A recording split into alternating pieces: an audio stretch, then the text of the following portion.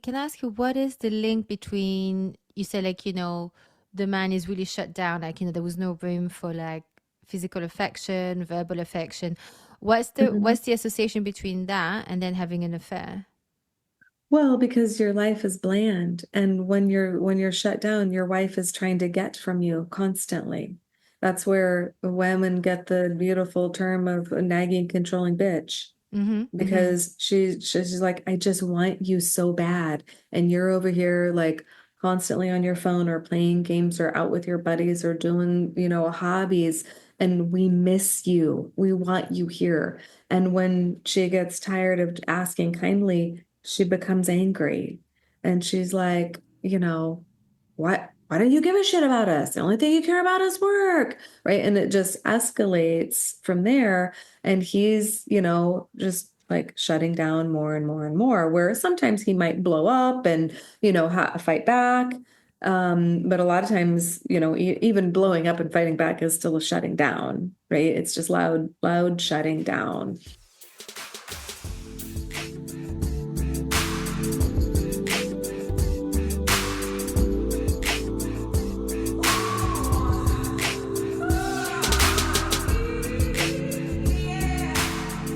And we are on. Welcome back to the Too Old for This Shit podcast. I'm your host, Angie Sorensen.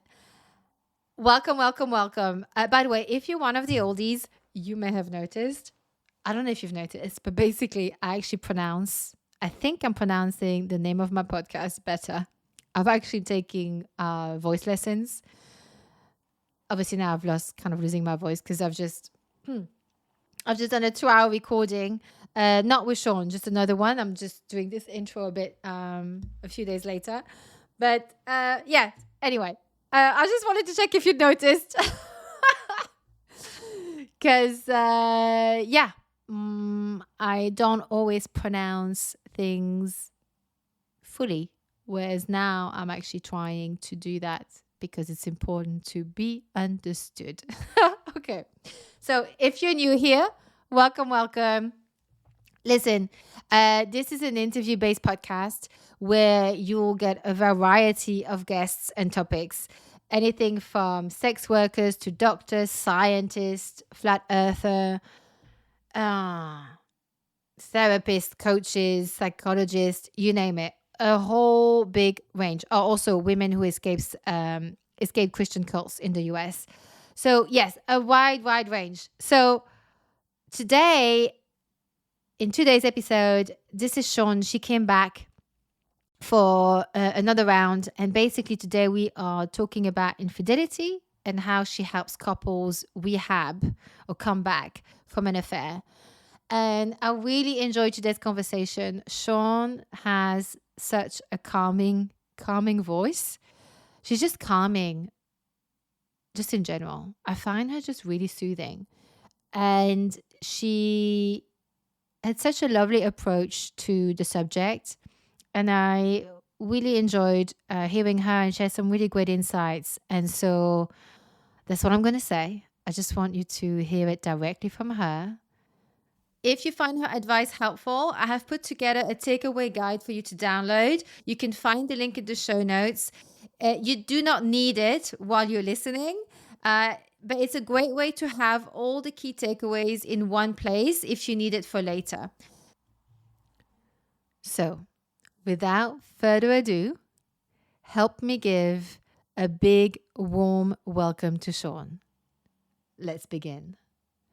Welcome back to the Tool for This Shit podcast, Shawn. Hello. Thank you so much for having me. I am so No, excited to be here. thank you so much for coming back. I really appreciate it. Your first episode, well, your last and first episode, came out in March 2023, and it was really popular with the audience. And it was episode number 97, and it is called "From Power Struggle to Complicity in Your Couple." So Mhm. I think a lot of people can relate to that. I can definitely relate to that. It's the power struggle. So, but today we're going to talk about something quite different. And we're going to talk about infidelity and how to help couples come back from an affair or rehab from an affair. And I do have quite a bit to say right before we start, but before we do that, I just want to ask you, Shawn, if you could please introduce yourself, where you live, and what you do for those who haven't met you yet. Absolutely. Yes. Hi, I'm Dr. Shawn Haywood. I live in Brevard, North Carolina. And yeah, I've been doing this work for about 25 years, and we have an amazing team, and yeah, we're just so excited about this podcast and the work we do, and we can't wait to share all about infidelity and recovering from it. So when you say we do, do you talk about your partner? My husband is definitely part of this company. And then we have a whole team. We have other coaches and, our tech team and admin staff and, Yeah. so yes, Yeah. It takes a village. it does. It does take a village. Can I just ask you, because I know that's a bit of a pivot with the infidelity, like what got you into this topic? Um, you know, we just started to notice that there was, I guess maybe two pieces. So one, there isn't a lot of really great help for infidelity. And what you hear most of the time is it takes, an average of 2 to 5 years to recover. It requires that you have a therapist as a couple, and you each have your own individual therapist. And I just knew that couples could rehab from affair much, much faster. We work with couples for 3 to 6 months, and when we do our graduation calls at the end, they are hugging and smooching, and the biggest challenge is like their brains get very stuck on cycles of thinking about images or images of texts or sometimes videos or walking in on someone, right? Obviously extremely painful images that behave very much like PTSD. And so we just wanted to create an entire program plus a curriculum that allowed us to work with body, mind, spirit, and people's neurology to help them transcend some of these really, really painful pieces of infidelity far faster. And then the other piece of that is we 100% know that it is an extremely superior plan to have one person shepherd your entire journey. So our team, if a couple is working with me or Kim or Jean, right, the whole coupleship is stewarded by one person. And yeah, that's for some like really, really important and specific reasons, but I want to go into all the details. So yeah, that's why we have pivoted. There was just such a need for a really, really great program. So is it so that instead of having a couple therapist and then an individual therapist for each partner, you have the Mhm. one person sort of like looking after the couple in therapy? That's correct. Yep. And that's different. Like how does that make that different or better? Like, to have that one person instead of two people. Mhm. Yeah. So one, we hold all the puzzle pieces, Mm-hmm. right? So if you have three people, then you can't possibly know everything. And it is human nature to attempt to get someone to align with your vantage point. Yeah. And so it just can never be honest. It Mm. just, even if people are trying to be honest, it can't be because it's slanted in one direction. And so the individual therapist, each individual therapist and the couples counselor or therapist, they're missing unbelievably invaluable pieces of the puzzle and so in that route it is 2 to 3 years if ever a recovery because Mm. you're missing so much. Yeah. And then there's the skill development, right? Like you have to be learning new skills. You can't just talk your way out of slowing your brain down and eventually turning off that hypervigilant state. You have to have skills to do that.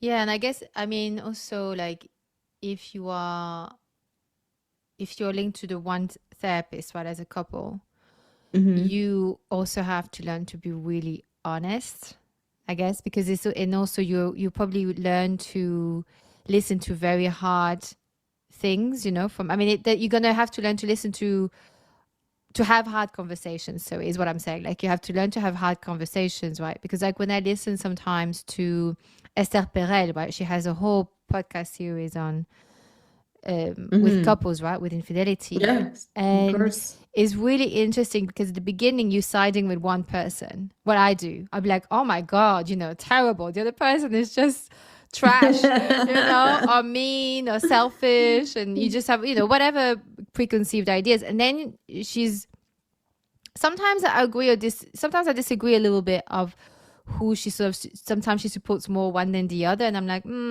but what I always often get is that the more I listen, the more I'm like, oh, wait, there's a whole other side to this story. And there's a whole Hmm. other side as to why someone is acting in a certain way. And actually, often they're also suffering, you know, they're really suffering as well, you know, whoever you thought Hmm. was the bad guy. But infidelity, right? Infidelity is huge. You know, I don't know if there is anywhere in the world where you have zero infidelity. You No. know, I mean, you have websites dedicated to married people looking for sex, right? You have a lot Yes. of married people looking for extramarital.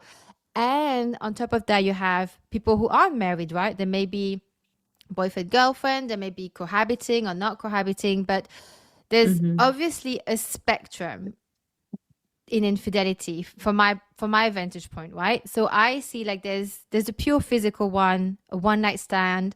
There is the emotional one. There could be a fling, a full on relationship, or an absolute infatuation over someone that you've never had physical contact with. But Hmm. you could have an Hmm. emotional affair. You could have a physical one ending with children. You could have an Yeah. emotional one where people fall in love and have children. Hmm. Then you have what I would, for me, call the deep, deep betrayal when you have an entire double life, right? So people having a complete separate family down the street Hmm. from you. Hmm. I personally know friends who their dad had a double life and he only told one of them when she was a teenager and then it all unraveled. But they have a brother now, right? That they're very Hmm. close that they you know they're close to. But he had a double life, full double life, right? And yeah, so I wanted to ask you today, Shawn, like which part is it that you'd like to focus on today? Or which part is it that you sort of are more specialized in? Well, I mean, I have one thing to comment on that when you were sharing a little bit ago, but in general, we see it all, of course, but we specialize in working with couples where the man has had the affair. Now, that's not like 100%, but it's like 99.9%, Mm-hmm, mm-hmm. where the man has had the affair, and most of our couples are married. We do, here and there get people who are not married but cohabitating. And so we see it all from, what, of course, in the like the therapeutic Bible, the DSM-5, there's not a diagnosis for sexual addiction, but certainly there are patterns that mimic addiction, of course. So we might see people who have been, visiting with prostitutes, or, literally the entire gamut of what you said, from emotional to pornography addiction to, having a long-term relationship. The most common dynamic we see is up to a year where something has been going on. Mm-hmm. It might have started out as, it almost always starts out as friends that then got carried away, right? And usually, as you might suspect, it's people from the office, or it's usually someone because the people that we work with, they're good men whose marriage started to fall off, right? And then it was like the shit that happens in a marriage. It's like, okay, you didn't do this, and I don't feel cared for, and we're not connecting. And right, as soon as disconnection starts to unravel, then a couple will start to naturally fight more because what they're actually fighting for is to reclaim that connection, but they don't know how to go about it in a way that's vulnerable and inclusive and invites someone in. They go at it in a way that's like nagging or shutting down or avoiding or, Mm. whatever. And then all of a sudden there's this person in your sphere, right? I always refer to it as opportunistic infidelity. Mm-hmm. And it's like, oh, we met at the cooler and we had a little, drink of water and had a funny joke. And then a funny joke turns into some light flirting. And then light flirting turns into the next thing, right? And then all of a sudden, it's like your chemicals in your body, the dopamine and norepinephrine and serotonin, like it's all just going wackadoodle when you see this person, right? Like we are literally built to quote unquote fall in lust and procreate. And Mm. so when that starts to take root, it's like, oh, my marriage at home is so lame. And, well, my wife is nagging me and my kids are this and blah, blah, blah. And then all of a sudden there's this like seeming ray of sunshine, right? And it's like, and we liken it to gambling a lot of times where it's like you put a quarter in, you pull the lever, right? Which might be a text or a lunch or this or that. And then it evolves from there. Yeah. Yeah. It's a slippery slope. I think it's like, Certainly. I mean, I'm not sure also, like sometimes, like you said, like what happens before when, which sort of explains like, why, like, I don't know if it explains, but it sort of like brings a bit of understanding as to maybe why people cheat, right? So, like, like if there's an underlying issue, so they're not getting in their relationship, and it's easier to look at the shiny object, right? The new Mm-hmm. shiny object than of than the pain of being vulnerable and being seen, Yes. right? Because a lot Yeah. of us, I think really want someone to see us and know us all the way, like know us all the way Yes. down to our core and our bones and tippy toes, right? But that's also a Mm-hmm. very scary place to let someone in. And I'm not sure It that sure is. just because you are in a relationship or even married doesn't mean that someone actually really know you that Oh, well. rarely. Right. So Yeah. I think I was wondering as well. I think sometimes there's also like there could be something else, right? Like there's like the desire for freedom, right? Like you could Mhm. feel really suffocating and it has all kinds of things to do with your childhood, right? But all of a sudden you Oh, feel yeah. trapped and you feel like you're not the person you normally are. You're like, you're not as fun anymore and things are very like depressing all the time. Wanting Hmm. to be desired as well is big. I mean, it's very easy for someone new to be adoring, right? They don't know jack shit Of about you. course. That's right. And I think some people also is try to see a different version of themselves. It's like Yeah. like with friends, yeah, like with some friends, there's one friend actually at work. I am never funny with her. Like it's just like it's almost like we cancel each other out. But I really love her. Like I think she's great, but I'm always super serious. And then there's this other group of girls at work where I'm literally like just being really silly and they understand my humor and I'm just being really inappropriate.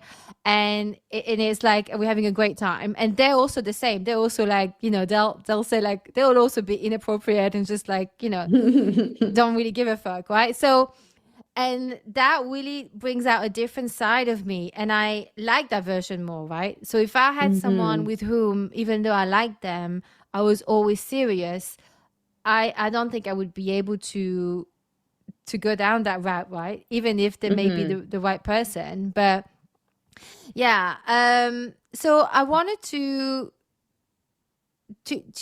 I mean, are there any other reason why people cheat than what we just covered? Oh my gosh, yeah. I mean, well, I mean, it generally, if it's not someone who is strategically on a website looking or, trying to hire a prostitute or something like that, then it is generally like, I'm not enjoying my life. I'm unfulfilled.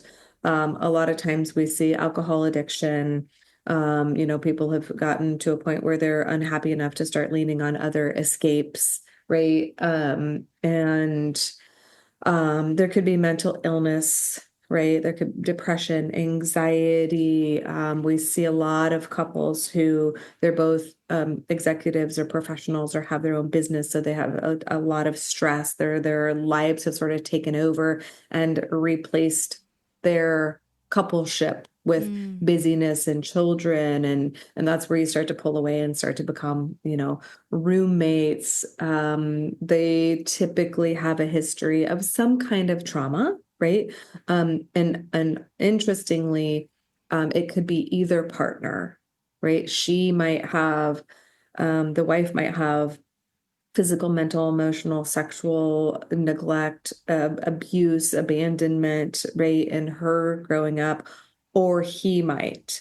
I would say probably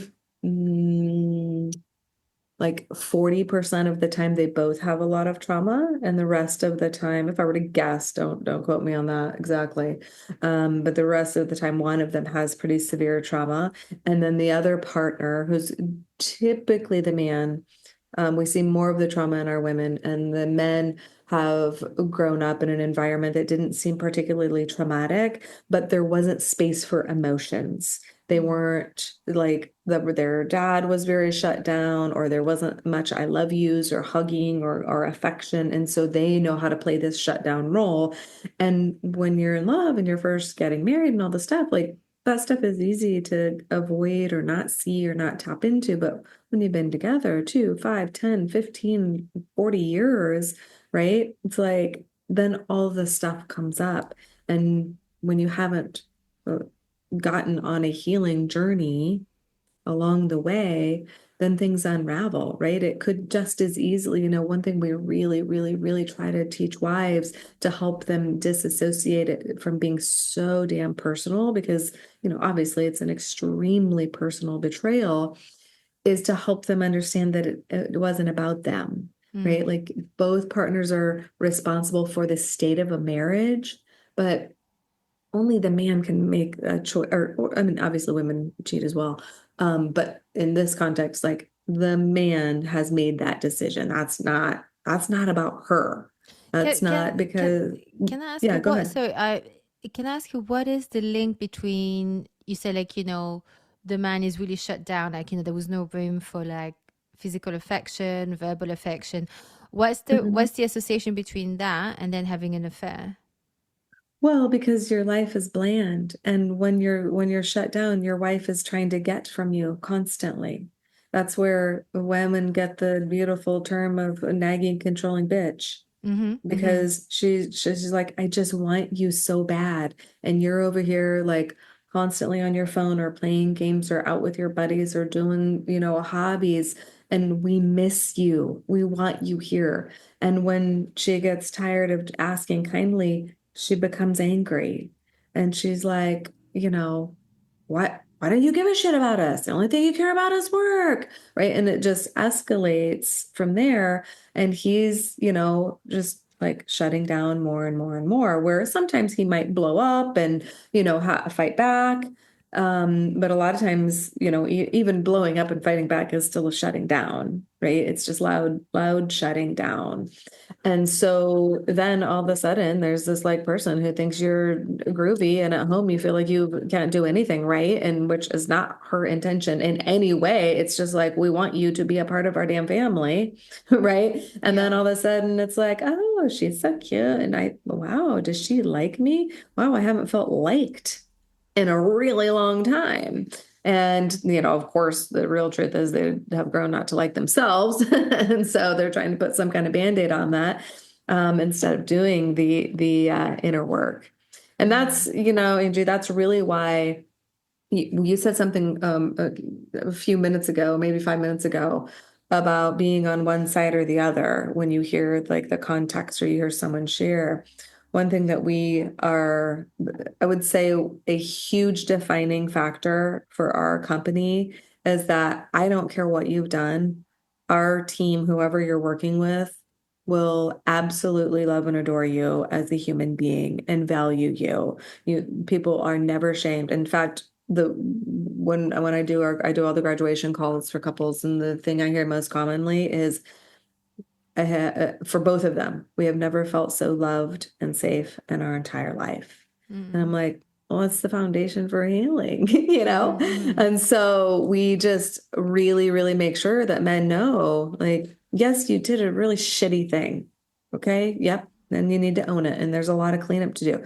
It doesn't make you a terrible person. You're still a good human. You just Mm. got lost along the way. We wouldn't, society is so just cruel to cheaters. And yes, there are some men that truly don't care, but most men have gotten lost along the How way. how do you know if they're just selfish and don't care, or if they just, made a mistake Mhm. or have some damage, or how do you know the difference? Yeah. Well, one, they are riddled with crippling shame and guilt, and they will do anything to reclaim their marriage. Mm. When I get people on a breakthrough call to talk about, if they're a good fit for our program, I mean, he's in tears. He's broken. He's like, oftentimes a couple finds out how much they actually did love each other. And yeah, it was a real hard way to do it. But, all of a sudden he's like, oh my God, what have I been doing with my life? I Mm. have this family who's my wife's biggest anger peace or resentment is that she wants to spend more time with me. And it's just like you've gotten so far away from your own heart and your inner authenticity and integrity, and people are unhappy. So many people are unhappy. Mm-hmm. And we wouldn't, yell at someone and shame them for being an alcoholic necessarily. We would go, "Oh, that's an illness." Well, infidelity behaves very much the same way. It's all an escape, right? Whether I'm overeating or overspending or over exercising or getting attention elsewhere, right? It's all an escape because I Mm. don't feel good on the inside. Yeah, it's like a band-aid and an avoidant way of coping, right? A little bit. Exactly. I mean, I can also see why, like, if someone is constantly after you because you're not spending enough time with them, it has the opposite effect, right? Because it's almost like Yep. they're trying to make you feel guilty. I mean, it's like that. It becomes a parent relationship because that's what Yes. parents do, right? They're like, you never come and visit, you never. And then when you do come and visit, oh, you already have to leave. Like, why are you here so short? I'm like, well, you wanted me to have a job, right? Like when I have a job, I can't just like not go to work, or I can't just take a whole month off. Like I gotta go back. Like, it's like, yeah, but and I think Right. and you obviously understand where they're coming from when someone does that.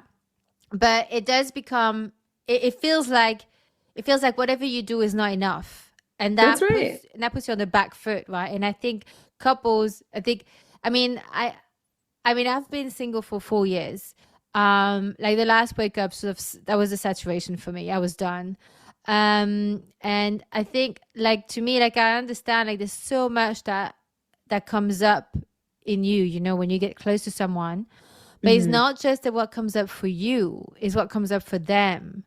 And then you have the melting pot of all of that.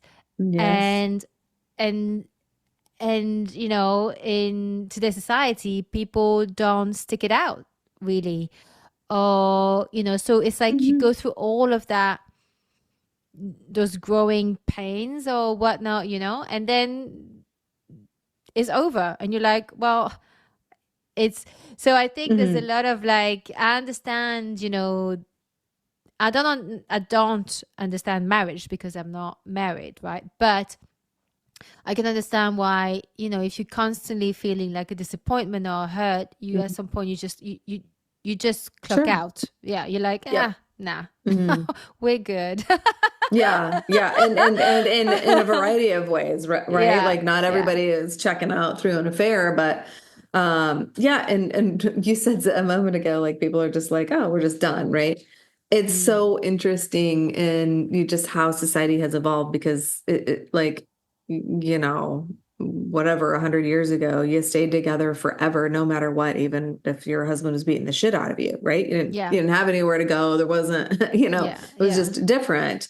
And then like fast forward to now, I mean, obviously getting a divorce is not easy emotionally, but it's not hard. It's like simple, right? And so now people aren't fighting. They're not doing their own heart work. They just make it about their partner. They're just like, oh, well, he's a Yeah. jerk or she's a bitch and this and that, and then we're just gonna go. It's like people are trying to live on an Amazon 2-day delivery, Yeah, mentality. there's this philosophy that people think there's so much choice because we have all the apps you have. I mean, Instagram is a dating app, okay? Let's call it what it is. Right? I mean, I don't use it as a dating app, but I can see how it's very easy, Oh yeah. to that you just have access to so many people in there, and some people utilize that, right? So, but I think, you said like, that divorce is, quote unquote easy or easier than it used to be. Try dating, being in a relationship and not being married. People just bounce like so easily. Like the first thing is like,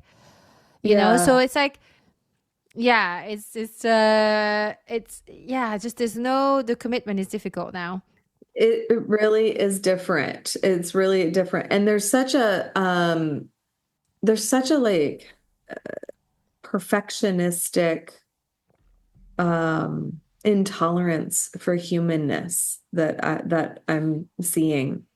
And single, this isn't just like in our couples, but just in general. It's like, I had a client this week who is in a new relationship. She's dating, and this is just not an affair couple. Or not an affair person. And she was like, they're like a month in. Okay. And she's like, oh, I don't know because, he doesn't exercise enough and doesn't he care about living a long time? And I'm not sure if I can be with someone like that. And I'm like, what are you talking about? Listen, he already works out. He's already like 50% ahead of all the other men you've seen. I think exactly. Kind and loving and like all this stuff. And I'm like, oh my God. Okay, we need to talk about your perfectionism, right? Because perfectionism says I have an intolerance for humanness, for the human condition. And so you can't put that out on other people if you don't put it on yourselves, right?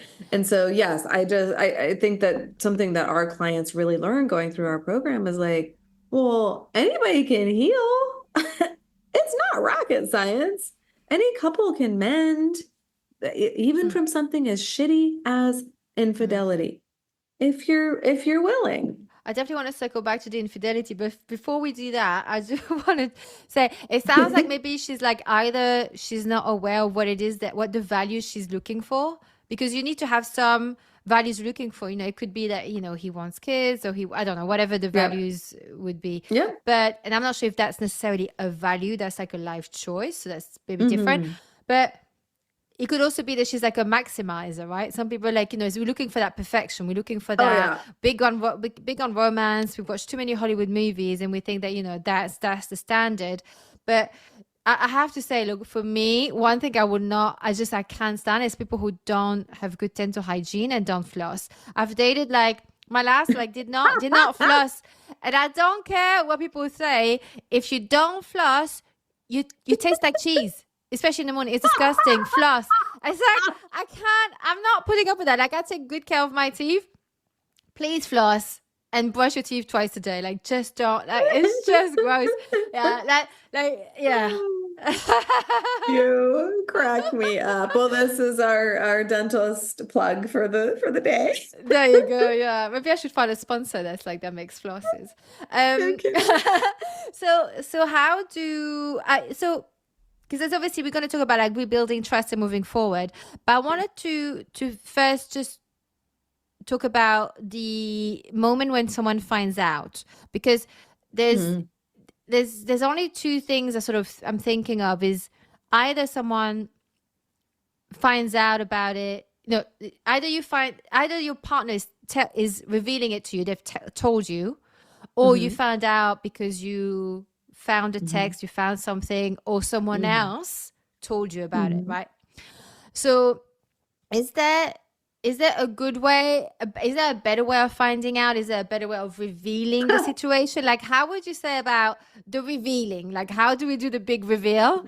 Mm-hmm. Yeah.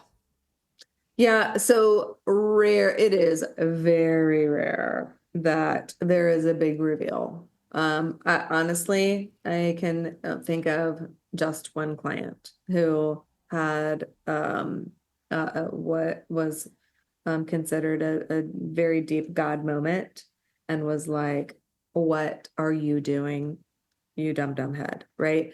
And So I don't but understand. You said you've had out of, so most people, they don't reveal it them they don't offer the information, like people who are having an affair don't very rarely offer mhm. the information, like, hey, I was having an affair. Is it maybe unless they want to leave? Well, yes, potentially. Oh, yeah. That could be a way of breaking up. Exactly. Mm. Yes, I've met someone else. Yes, absolutely. Mhm. If there's someone who wants to stay with their partner, right? Because, our clients almost always say, I never intended, and it is so true.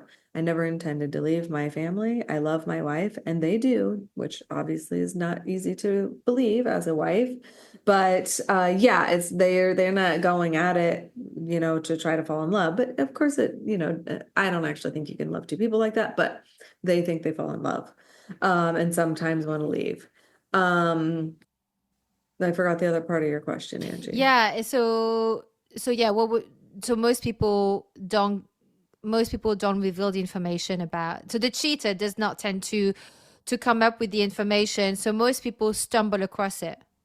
Yes. So normally how it goes is he starts to act different. Obviously, it's very hard to be connecting in any way with your wife when you're having an affair, right? And then he looks for and acts on, mentalized, rationalized reasons to be more distant and to justify actions. And it's like, oh, well, we had a fight, so I'm going to text so and so, and then it's just the whole like gambling, right? Where they're texting constantly. And so she's noticing that he's like putting his phone down really quickly and, yada, yada. So she notices things and starts to ask more, what's going on? What's going on? This is one of the hardest things, oddly enough, for women to get over is the gaslighting, which Of course, is, because oh my because God, yeah. like you can't trust me to do anything, right? Like they get real righteous and indignant. And it's like, what the fuck, dude? Like, just tell her no, like, why make her feel like she's crazy, which they often do. And they're like, oh my Mhm. God, I'm such a bad person. I don't even believe my husband. And then they get their like investigator hat on, right? Because there's something inside them that knows. We all know. Even people who tell me they're blindsided at some point along their journey, they're like, I did know. We have knowings, we have intuition, right? There's always Yeah. a something that we know. And then they start digging in. It's like, okay, well, where's the dirt? Is it an email? Is it on text? Because, people are crafty. Is it on WhatsApp? Is it somewhere else? Where is he going? Okay, I've secretly put, LoJacked his phone. And then they get actual evidence and they come to their partner and, you know, they're sick to their stomach, not sleeping, not eating along the way, knowing that what they're going to find, but wishing that it wasn't true. And then the moment comes where he might deny. A lot of times they're like, oh, well, but we didn't have sex. And sometimes they're not having sex, but, you went away for a weekend. No one's buying that, right? And then Yeah. they come clean and what we kind of call trickle truths like come out, over time. And it's like, it's hard to tell the truth about that when you're literally looking at this person that you love, truly Mm. love, even though that seems like a contradiction, and you are seeing the most unbelievable anguish that you've ever seen in your life, and you're the one that did it. That's why we You're have the one that compassion for caused both that. parts. You're That's the one right. who caused the anguish of the other. Yeah. Yeah. Yes. That's why we have compassion for both partners Yeah. because his brain actually moves into a hypervigilant state as well that sort of mimics PTSD. Some people call it actual PTSD, some say mimic. So either way. And, and so now both of them are in this state of like shock and awe and what do we do? And right. So sometimes it's fighting, sometimes it's okay. We call it panic bonding, where they're like two kids in a snowstorm clinging together for dear life because they're so scared and what they're feeling and what's going on. Right. So the finding out part and the 30 to 60 days after are a real piece of shit. We just always hope couples get to us quickly because you start to create neural pathways in negative ways with trauma that, obviously can be undone at any time, but the faster we get to them, the faster it's undone. Mm-hmm, mm-hmm. Yeah. Is it, like you're talking about trickle truth. Mm-hmm. I do wonder, like, how much information is good for the cheated partner to know, because sometimes I can understand why you'd want to know, or you'd think you'd want to know all the graphic information and how in Mm-hmm. love they are and how many weekends were they away and did you buy her gifts and what did you say to her? Did you tell her, Mm-hmm. all the special things you tell me or you tell her? Mm-hmm. It becomes an obsession, right? And It sure and does. and it feels like a way of healing is to find out all the information so that having all the Mm-hmm. information, you then know what to do. And I don't know. I mean, obviously, I don't because I haven't, you know, been in that situation. But like, I wonder, not knowingly anyway. Apart from when I was a teenager, this one guy he started to date someone else. But it's just it was just like you're a teenager. It's just it wasn't serious enough. But um, how much information and does that depend on the person being cheated on? Like how much Mm-hmm. information is good for you to know and can you know too much? This is a great question. And there are different schools of thought on this. Some people teach tell every detail. What we 100% know from a neurological perspective is that the more you know, the harder it is to heal. No one needs to know the graphic details of a sexual encounter. I personally think it's cruel. And the nature of a trauma response is obsessing anyway, Mm, right? And yeah. it's like, fuck, dude, like you made videos, right? Because some of our wives see videos. So there Oof. are a few elements that are harder for a woman to remove from her mind, right? Yeah. If she's prettier and not, I mean, obviously there Yeah. is no prettier or not prettier. We're all equal. But if you perceive this Yeah, person as perhaps, but better than you, there's still a hierarchy. We can all feel a of bit less we course, can all feel less prettier than someone else and prettier than someone. Yeah, abs right. And absolutely. and is she younger? All of that Yep. crap, Oh it's yeah. like it's awful. A Mm, 100%. Those are the details. So what we encourage people, if they haven't heard every detail, like trickle truths are big pieces that are left out, right? Like, okay, so we generally think that it's okay to share how long it's been, right? Has it been 6 months? Has it been 1 month? Has it been 6 years? Okay. mm, When did it start? How did it start? Like, what's the evolution, right? Like, oh, we just started talking. Okay. Or were you looking on a website for someone, right? And then, obviously, when it ended, have you cut all ties and how do I know that? Okay. yeah. And so, because you have to have that surety. On occasion, we'll have someone who's like, oh, well, we were friends before, so we just want to stay. I'm like, boy, you're off your rocker. Okay, Yeah, like cut yeah. all ties. That's You've a seen that's it. a, You've a seen deal each other breaker. naked. If you think your partner's going to want you to stay friends from an affair, Exactly. not like a Yeah, previous relationship and you've stayed friends or or you've had children together is one thing. But if exactly. she is the center of the affair, you don't really want her to stay in the life of she's not a No. mate you're going to have over for Christmas dinner. Exactly. Yeah. Yes, that's Yeah. that's not a thing. Mm, Now, not that it would be impossible for someone, but of in course. general, Yeah. right? Yeah. So yes, we don't encourage a hundred truths. Bigger truths, right? Like there's choosing not to tell a partner about intimate details that will stick in her mind for no good reason, Yeah. right? Yeah. And then there's big pieces that are like, wait a second, there were actually three women, right? And was your sex protected? I mean, we tell everyone go get tested no matter what. It's Yeah. just safe. But, wanting to know if it was protected or not is obviously a fair question. Did Yes. you have sex in my bed? The bed that Yeah. we share in our home, which oddly enough is not very common that people bring their partner to their home. You say But it's not common, or is it's it? not very, no, I mean, Thank God. of the hundreds of Yeah. people that we have worked with, I literally can think of two off the top of my head that have Mm. like brought their affair partner to their marital bed, right?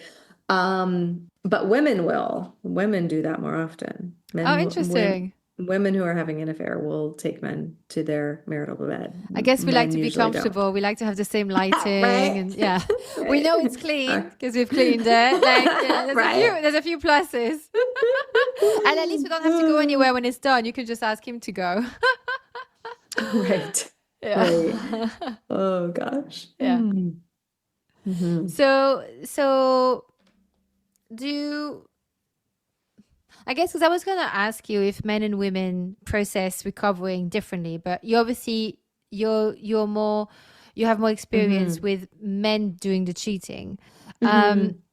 But would you say that I guess when I listen to you, it sounds like you would say that you should always forgive them and stay?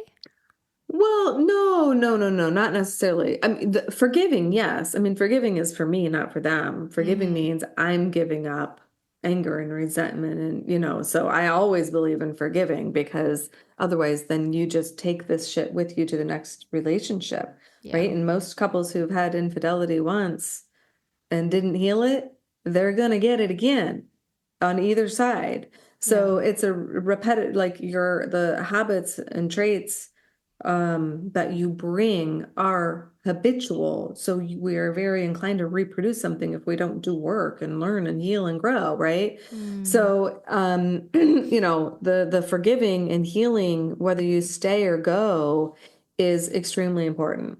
Yeah. For us, it's never our decision if someone should stay or should go. We do not, that's not our place to say. If there is, we might make some different encouragements around confidence. If it's like the 10th affair that you found out about and he's not doing his work, right? So when women hire us on their own to go through their healing journey because their partner is like, I don't believe in therapy or, whatever nonsense. I'm like, believe in therapy. This ain't Santa Claus, bro. But Yeah. Yeah. but they're just like not ready to look inside, Mm. right? So those women usually do get divorced because he's not doing the work to make sure it doesn't happen again. We know somewhere inside of Yeah. us, if we don't change what we're doing, then we can never trust. Yeah. And I guess also that therapy is that confidence building for her to know what is it she wants actually in a partnership or in Exactly. life in general. That's She may right. also decide actually I would rather be by myself than having to deal with finding out about another affair and me That's right. staying. Because it's also I think there's so many angles to this, right? Because um personally I can understand why the idea of straying comes up when you feel like your partner takes you for granted. So Mm-hmm.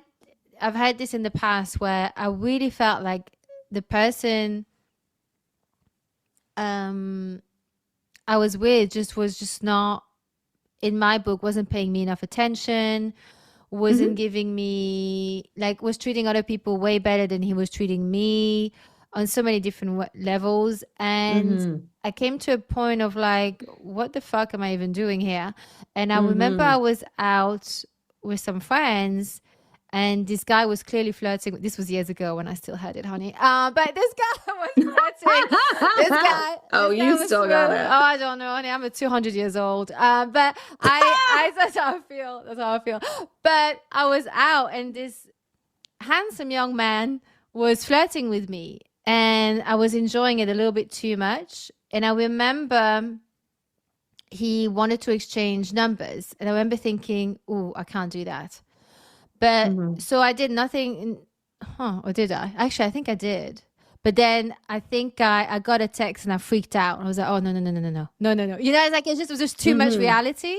Yeah. And the person I was with, I can't even call it was a relationship. I think we were friends first, and then we started dating. And I think we'd been together a couple, 2 or 3 months, like nothing, you know. But it was like Mhm.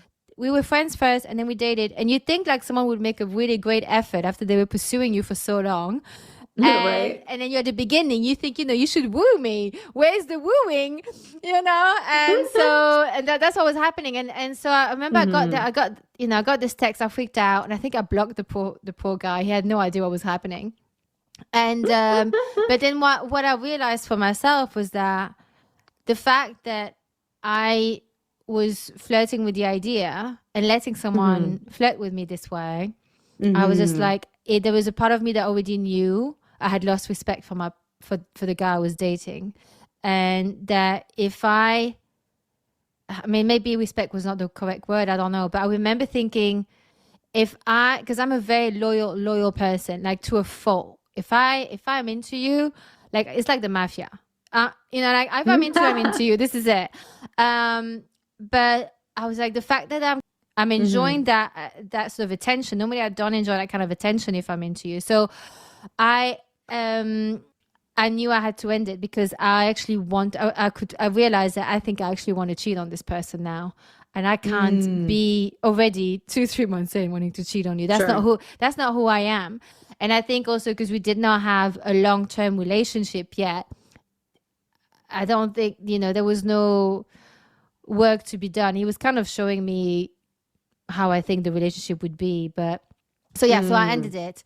Um, but yeah, so I think, but so the reason why I'm saying this is that I can understand if you're with someone and you're so in love with them and you're married with them and you've built a life and you Mhm. feel them taking you for granted and you've literally, dedicated years to them, really, building Mm. something, and you not being appreciated at all day in, day out, or don't feel like you are. And Sure. then someone comes along and they're your work colleagues, they know you, you have a lot of things in common with work, you can bitch about your boss, you can, yeah, I don't know, whatever it is that Mhm. you do. Yep.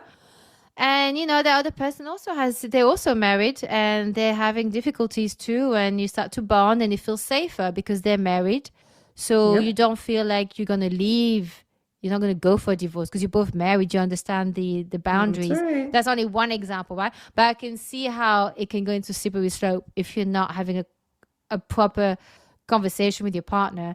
And I think the Yes. difficulty is to go to someone and say, hey, that's actually what I should have done. And I didn't do it. But I should have gone to that guy I was dating and I should have said, hey, just want to let you know, like I, I don't know how I would have phrased it, but I should have said something like, do you know what? I actually really, really like you. We were friends first.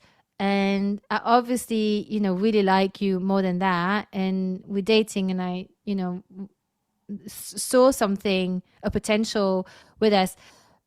But I have to let you know, like something is missing for me because I don't feel like you're showing me that you appreciate me or something. I don't know how to word it, right? But Mhm. to say Sure. and to say, look, someone was giving me attention and I didn't like the fact that I was actually enjoying it. Not Yes. because it was nice, but because I was craving it. I'm not getting it from Exactly. you and I'm craving it.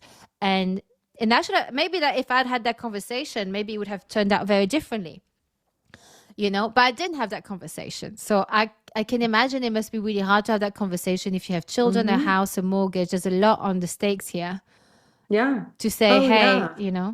yeah. Oh, for sure. I mean, it's so interesting how little genuine vulnerability there is in a It's marriage. hard. It's so hard. We're not taught to And, do and that. and most people literally don't even know what it is. They think if I just share with you, like, well, I'm mad and I think you're not, being helpful around the house, that's vulnerable, right? It's like, no, vulnerability is I feel so alone and I'm afraid that I'm not worthy of your love and care, and that you just don't think I'm that important, right? Mm. Vulnerability is soft, it's tender, the tone of voice is inviting, it's very pure. It's like, the innocence of a 6-year-old coming to mommy and being like, "Mommy, this person at school was mean to me." It's like, Give me a it's name. That's the kind of right. mom I would be. I'd be like, give me a name. Let me call their parents right now. Yeah, Exactly. yeah, And yeah. that encourages, when you speak to your partner like that, I mean, we are literally built, body, mind, spirit, neurological function, to be like, what can I do? I see you. I want to Mm. support you. Right? And infidelity says, "Oh my God, look over there. Someone's seeing me. I haven't been seen for so long, if ever." And they're not seeing you, No, they're obviously, not. right? Yeah, yeah, But you're feeling that piece of like attention, and what you just said a minute ago about craving. yeah. It's a That's validation, that's right? right. Yes. Yes. Mm. Do you know? I want to correct me if I'm wrong, but actually, and it's not a very nice thing to say, but I always sort of steer clear if someone says they don't feel like they deserve me or they don't feel like they're good enough for me. Okay, does not. Okay, I just say it does not happen a lot, but I'm just saying it's happening in the past. For me, it's like to me that says you're gonna cheat on me. Uh, So uh, when I hear someone, yeah, so when I hear someone say that to me, what I'm hearing is that they are going to cheat on me because they don't feel they need the validation out. They're going to need that validation from somewhere. Mm-hmm. And I mean, then that's certainly possible, but Mm. really, what they're really saying is, I have some deep worthiness and self-love issues that I need to work on. Like, that's what they're actually saying.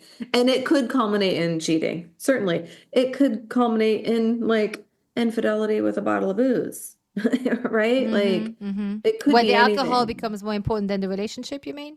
Exactly. Or it Mm-hmm. could be, but I mean, it's just a way to, again, a way to numb yourself, to check out. It could be you're sitting in front of video games for 5 hours a night instead of hanging out and having dinner Mm. together, right? They're all, Smoking weed all yeah, day. Yeah, yeah. exactly. It's Working all too the hard. same. It's all the Mm. same. That's what we try to get our women to understand, is it's like, yes, it felt so personal, but it was not about you.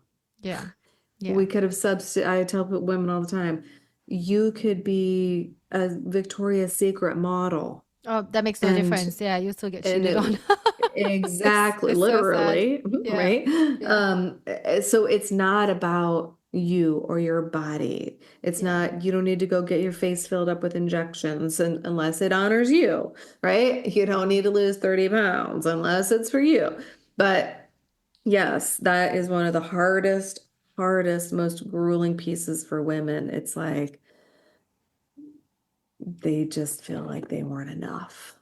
So how do you start to? Because I feel like to move forward before you can even start to forgive someone else, or maybe it starts with a forgiveness. I'm not sure, but I feel like part of moving forward is to trust yourself too, right? Or trust in the Hmm. relationship, trust in yourself, because I think the person who cheats is always going to be like, will they try and get a revenge and cheat on me now? Because obviously I can't say anything. If they cheat, Hmm. I don't have the moral high ground.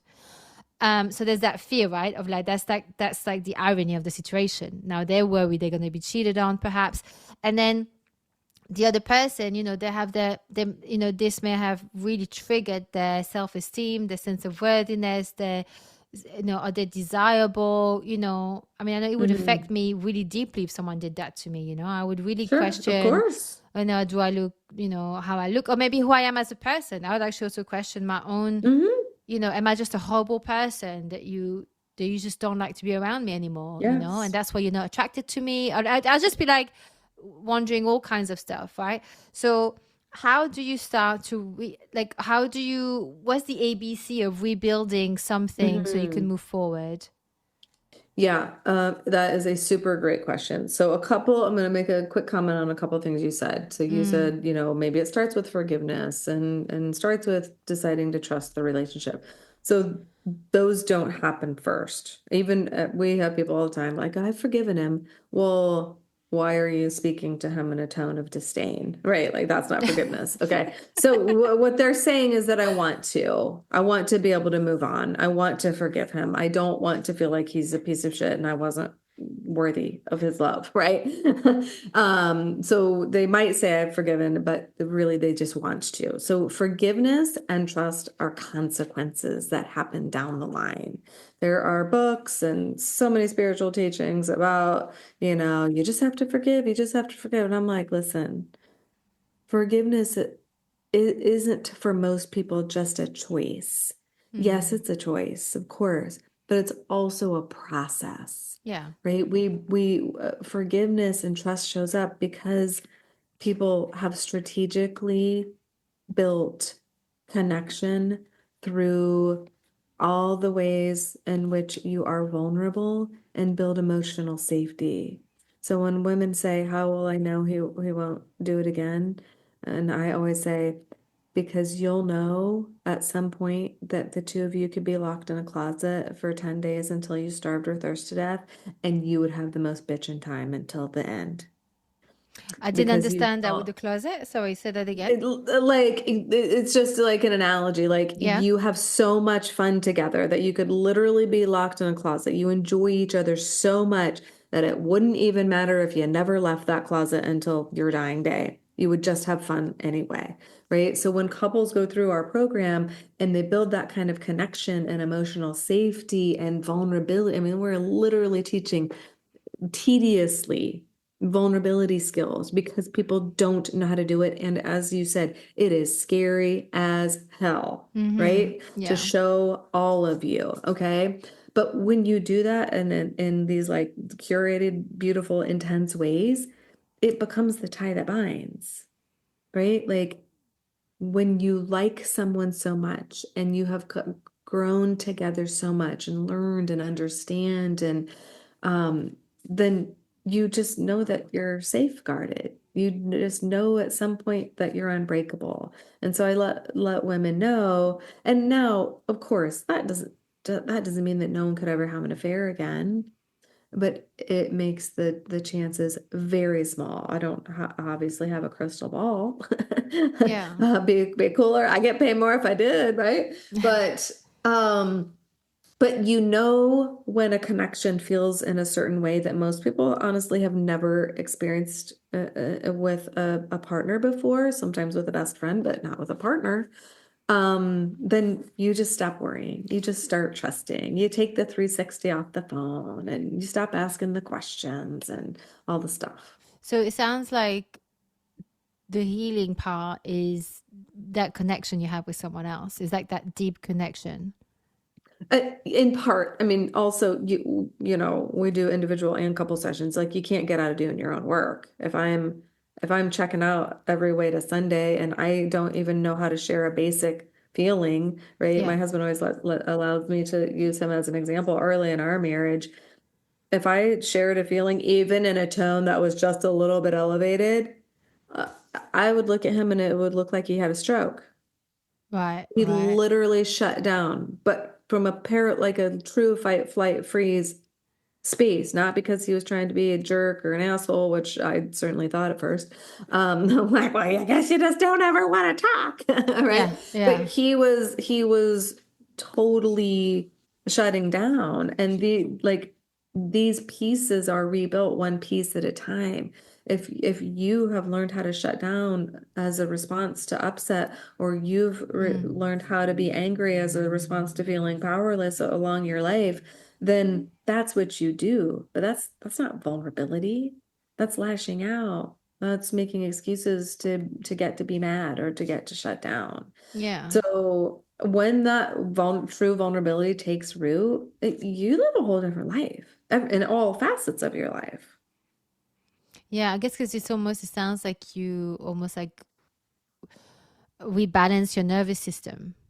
Oh, well, you have to. I mean, that thing Mm. is off the charts for sure. Yeah, Yeah. absolutely. But I mean, And even, that's your self-work, right? Like you have yeah, to know yourself. You have to be, if I'm not happy, I'm certainly not going to be happy with somebody else. of course, of course. But I think also like someone told me once, and I think it makes sense. Is like when people meet someone and they're in a relationship, they a lot of people think, oh, that relationship is going to make me happy. But Mhm. actually, that's not what you are in the relationship for. Is that you're in the relationship, you you basically, someone will see, like, you get triggered, right? And you work on yourself, but you do this together in parallel, right? So at one point, one Mhm. of you is like, the one who like is, losing sight of things a little bit, or maybe get a bit nervous or anxious, insecure about the relation, or whatever it is, or themselves or the relationship, and it sort of goes, a bit in tango. But you then heal, someone sees those sides, those different sides of you that are not the perfect sides, the thing that you put up the things that you show when you go to a job interview, for example, right? Or when you're dating. So they see all these different facets of you, and they they support you, they accept you, they love you, and they sort of you heal over time. Mhm. And that's Mhm. actually what brings happiness. It's not that the Yes. relationship from the get-go is like, well, I'm not happy in this, so I'm out. It's like that's a lot of the things that we see, because that's how what was portrayed to us. And I'm not sure if Mhm. I'm necessarily explaining the way that she was telling me, this person, but um basically it's like that happiness comes with time, because the reason why it comes with time is because you actually start to learn to accept all these different facets of yourself, because the other person is accepting you too, right? You go through it Mhm. together, and that's the Yes. healing side of relationships. um Truly. yeah, Mhm. but I'm not Healing sure together enough. is Yeah, very powerful. Mhm. yeah, yeah. It's just finding the person that will do that with you. That's Sure. the difficult one. Yeah, yeah. um how do you, because we talked about disconnection, right? I wanted Mhm. to just quickly ask you about, how do you avoid the disconnection in the first place? Because I'm not sure if maybe those couples were connected at the beginning, and then Mhm. time and life Mhm. made them disconnect, right? Or Mhm. they let it slide. But how do Mhm. you avoid that disconnection in the first place? Yeah, it's a truly great question. So there has to be some kind of connection, or we would never be with someone, Yeah, right? yeah, Now, the depth of that question is gets muddied with the hormones and chemicals of the falling in lust phase, right? Where it's like, oh, he's late all the time. It's so cute. He comes in with flowers, right? And yeah. then a year later, it's like, that son of a bitch has never been on time, you know? Yes, And yes. so we're literally built to overlook things that then become problematic. Yeah, Um, and so, the connection piece is tricky because what you aspire to is to fall in like every day of your life with your partner. Like, oh my God, literally, Chris and I constantly are like googly gazing into each other's eyes, going, I like you so much. Because when, in our old life, when we struggled, it wasn't because we didn't love each other. It was because, one, we didn't like ourselves, obviously. yeah, And then we projected that out onto facets of each other that were like, I don't like that.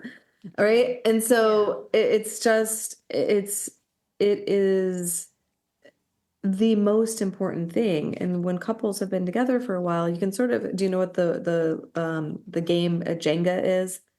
Yeah, with the thing that try not to make the tower fall down. Exactly. So it's like Uh-huh. three, three, three, three. See them at pubs sometimes, and with 2x4s, right? So I always use the analogy that when you decided that you're going to be a mated pair, so to speak, then you become this Jenga tower. And the Jenga tower is totally intact for a little while. Even the first fights are like, oh my God, wasn't that cute? We just had our first fight. And and then and then the stuff comes, the pet peeves, and he left his beard clippings on the sink again, damn it. And she's telling me what time to be somewhere. And then the stuff happens. So every time there is a conflict And even a conflict in your mind. It doesn't have to be an actual fight with your partner, but a conflict that you're fighting out, right? You're calling him names or calling her names, or, why does she always nag me, right? It might just be inside of your brain instead of coming out, but it's still a piece of conflict. So you can think about a Jenga tower has, like, I don't know, let's say 100,000 pieces. Every time there's conflict, a Jenga block is pulled out and thrown away. Okay. If you Wow. don't have the skills to put that Jenga block back in very, very rapidly, and also to stop having so many come out. Now, couples certainly are going to have over time some things that they are misaligned on. Well, nobody has to actually fight about it. I just share my opinion. If I'm fighting with you, then I'm trying to control you and make you do my way, right? That's about me, not you, right? So people can learn to outgrow conflict of any kind, anytime. But let's say, for argument's sake, that people are going to have a few pieces of conflict in their marriage once they do their deep healing work. Well, then you're equipped immediately to be like, babe, the Jenga block is falling, grab it. and use your tools to put it back together efficiently. Otherwise, by the time an affair happens, the tower fell down. How do you put a Jenga block back together? Because I find that difficult sometimes to know Well, how to repair after a sure. conflict. Well, honestly, I mean, that is what our programs are built on, right? So we teach people about emotional weapons. If Do you have like an you're, example you could use? Like, yeah, let's say something that's quite typical, like, for maybe sure. even, yeah. hmm So, okay. So I'll do something simple, so that everybody can really understand this. So we have a model that's 4 steps to talk about anything, anywhere, anytime with love and conflict free. Okay. It's literal prompts. You learn about the skill, you get a worksheet that has 4 prompts on it. So the first 2 start with I feel and the story I'm telling myself. Okay. That's a pretty common, a lot of people have an understanding of this. When we simply say I feel and we stop talking, our partner is extremely inclined to be like, "Oh my God, babe, you're feeling angry, right?" It's like, I go to Chris and I'm like, "Babe, man, I am just feeling really angry." Right? Do I have to yell that at him? No. Okay, so that's a learning Mm, how to remove a tone and settle into a vulnerable state. Anger means I feel powerless. Okay? People who feel powerless either move to anger or they move to apathy. No mm, third direction, right? So when we understand, if I did come to Chris with an angry tone, Chris knows now she's feeling powerless. And then he would say, babe, I hear your anger. What are you feeling powerless about? Right?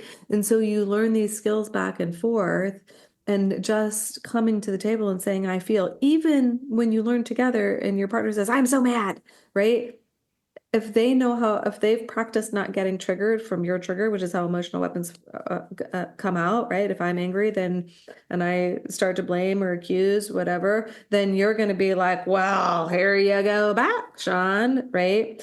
And so it takes practice and also inner calmness skills, which we teach around surrender, letting go and surrender skills, so that I can respond and literally be able to say, wow, I hear your anger. I know there's something powerless going on there. What's that story? Right? Or you say, I feel angry. And the story I'm telling myself is that you don't care about our family and you don't want to be here, and that you prefer work. Is that story true? Right? mm. So now we've taken out the word you, which is always inflammatory. Well, you work all the time and you don't even give a shit about us. That's very different than softening. Babe, I'm feeling so overwhelmed. I'm feeling alone. The story I'm telling myself is that you don't want to be here with me and the kids, or me, if that's the case, right? That gives the partner an opportunity to meet your vulnerability, Mm. which is keeping those Jenga blocks in place or popping them back in real fast, right? We just learn that we have to be volatile. Like, oh, I can't get my point across. So that works if they reassure you. Well, not Yeah. it doesn't even have to be a reassurance. Sometimes you just fill out the four steps on your own, and when you get to your story, right? People aren't with someone that they genuinely believe don't love them. That's not a thing. And so people are like, "Oh, well, you don't love me because of this." And when you start to write down the elements of your story, it illuminates the like atrocity of them in many cases. Like, "Oh, he hates me." And it's like, "He hates me." Really? Right? So then we move to the next step, which is like illuminating the victim position within it. And I don't mean like poor pitiful me, although sometimes that can show up. It just means, where am I disempowering myself here? What are the elements of this story that just paint me as the victim and him the perpetrator, so I can be justified in being angry? Right. So Mm. once you start to intellectualize what's actually going on in your brain, and just instead of being like, "Oh my God, I had that thought that was so amazing and true." Ooh, right. We're just fascinated with our own damn thoughts. And so we think they're true, and we have an opinion, and we're like, "Yes, that's the gospel right there." It teaches you how to grab a thought, like with a little butterfly catching net, and inspect it and to make a decision. Is this the thought process that I want? Is it healthy? Is it even true? Right? And of course, it takes time and it takes practice, but when you do it in a tedious way for even 7 days, your life has changed, because you're like you're making sure that your thinking is more integrous. Does that make Mm. sense? Like when integrous, does that mean in integrity or what does that mean? Yes. Mm-hmm. Mm-hmm. So the first one is like, I feel. The second one is, is it true, or I hear you. And No, the second one is the story I'm telling. The actual prompt is, the story I'm telling myself to ensure feeling miserable is.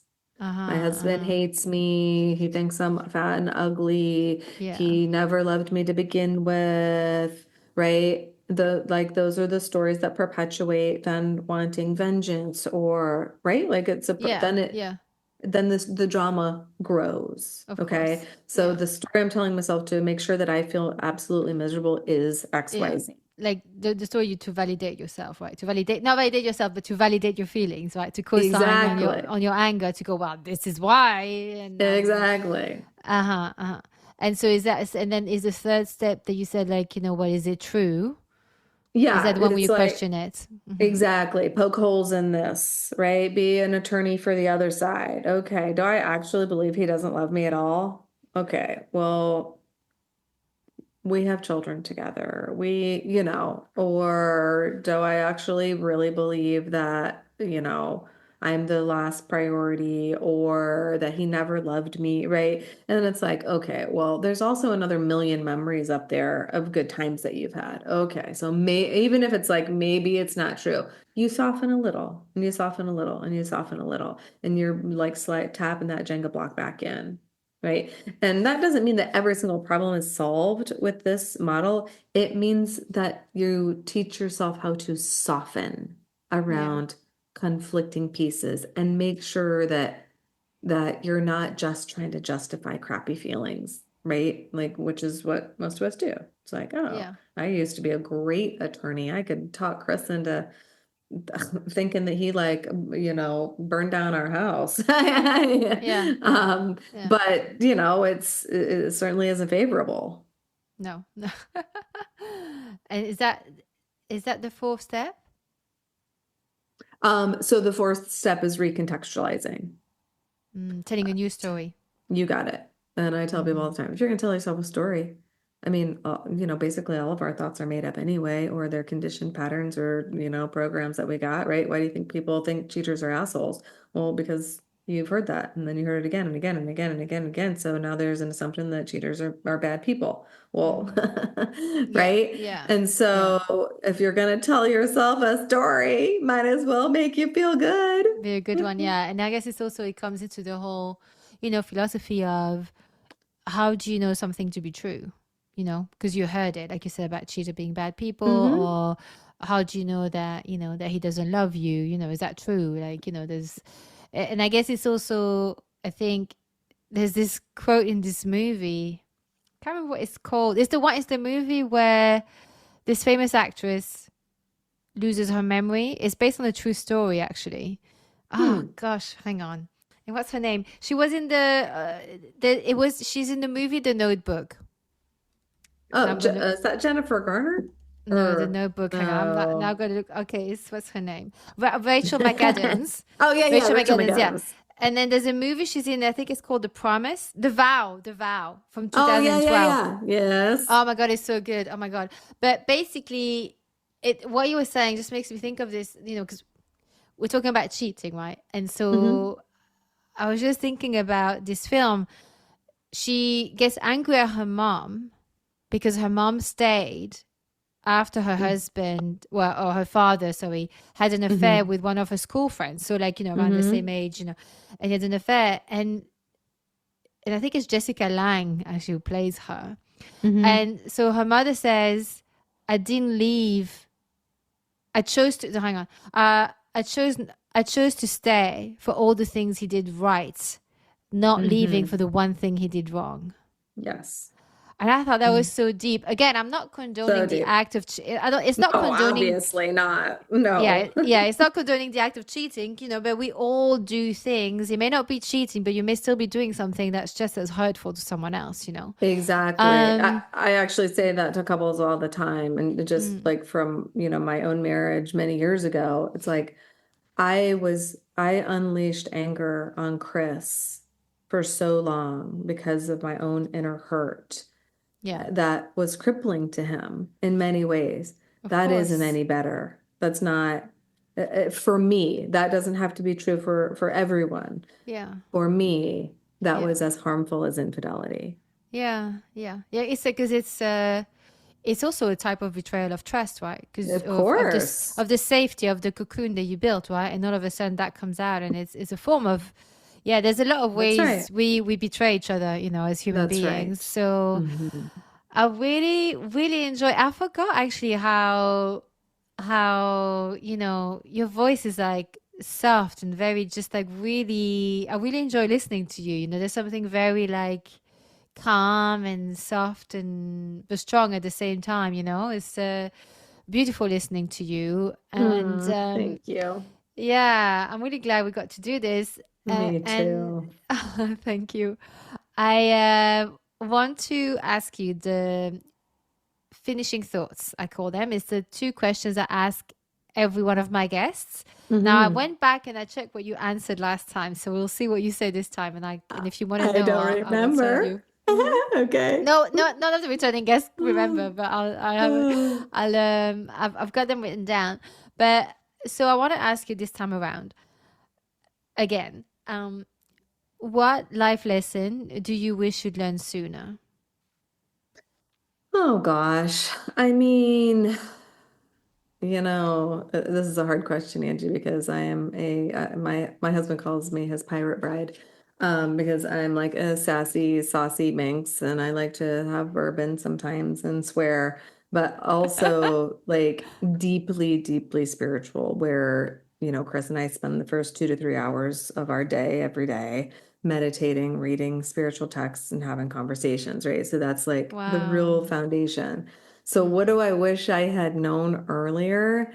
I mean, I think it all happened in divine timing. I don't know that I can't think of one thing that I wish I had known because, I mean, my God, my life is so amazing. My marriage, my husband, it's all happened when and at the ages that it needed to.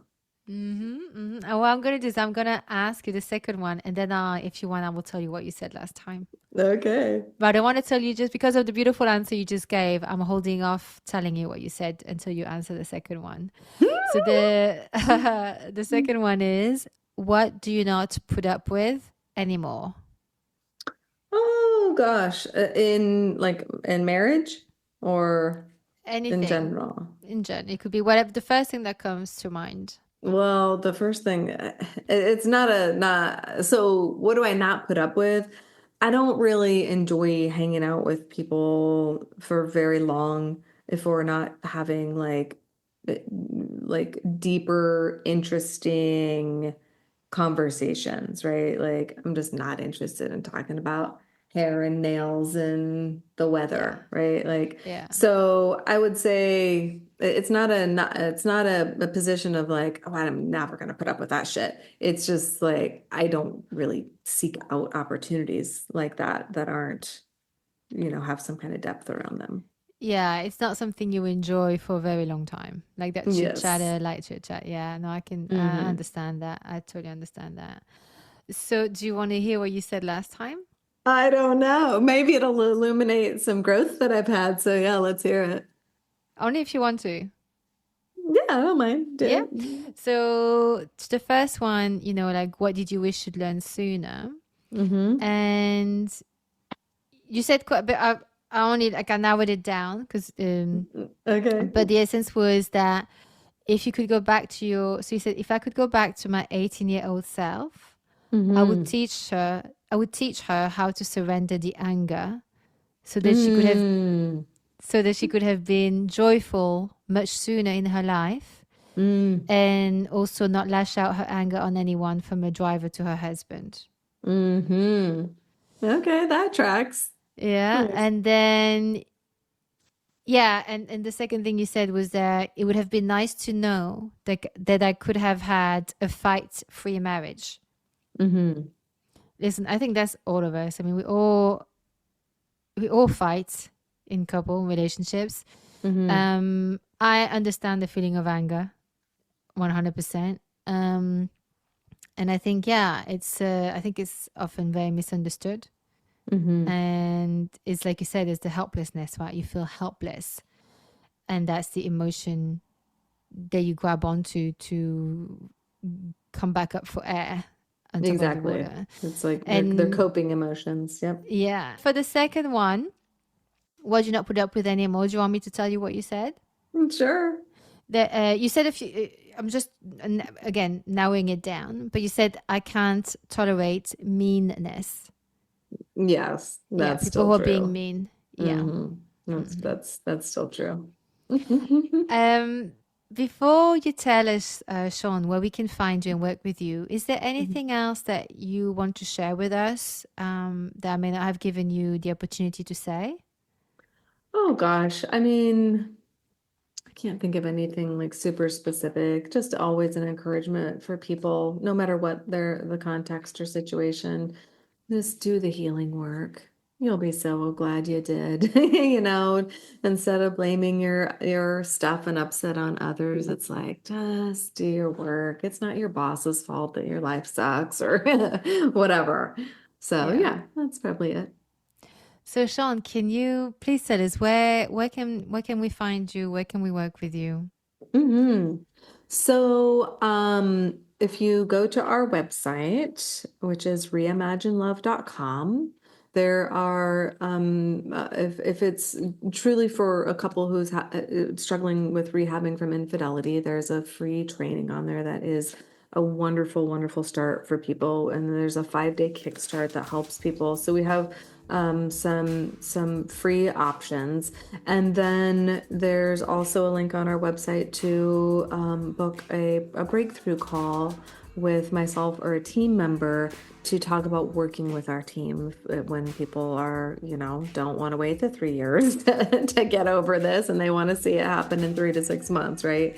Yeah. You can find us there. Yep.